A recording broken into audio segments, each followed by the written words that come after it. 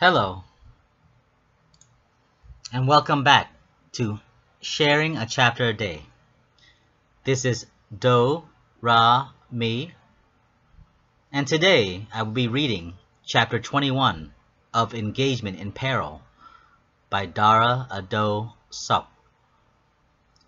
Chapter 21 is titled Schools in Long Beach.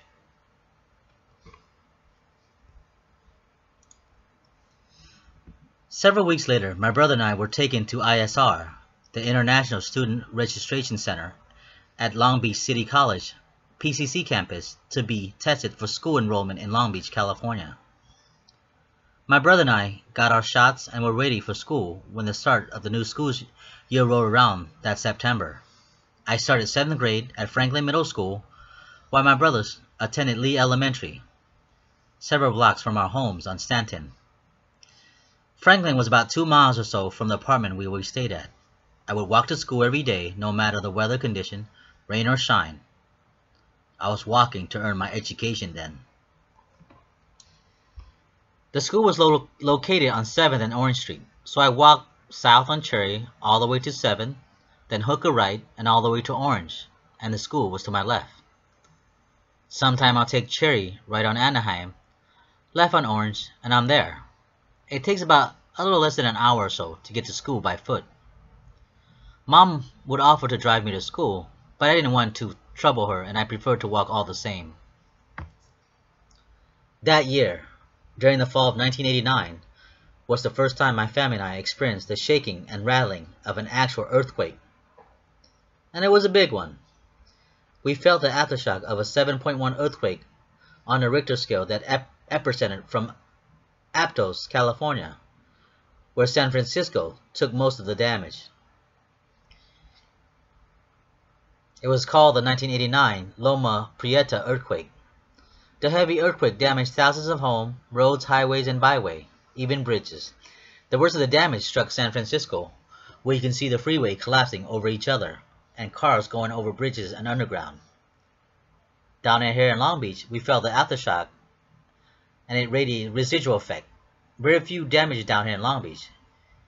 You can't really be compared to the recent devastation of the 9.1 2011 earthquake and the Pacific tsunami in Japan. During that quick earthquake, aftershock lasted about 6 seconds or so, unlike the one in Japan that lasted over 5 minutes. I hate to imagine what would have happened to California if something that devastating were to happen here. Knock on wood.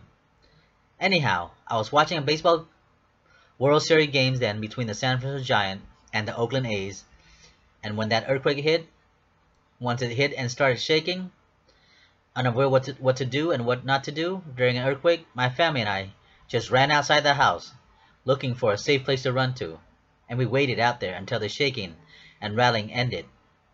We didn't know at the time to stand in a doorway or get under a table or something sturdy to protect ourselves from falling debris. We learned that later on the year. It was pretty much scary at first. After a while, we got used to it. Since then, we have experienced many aftershocks, and nowadays, we just simply ignore the shaking and aftershock effect of earthquakes. We are no longer afraid of it anymore. It's like most things. For anyone who has a brain, once you get used to it, it becomes second nature to you, and it's all routine from then.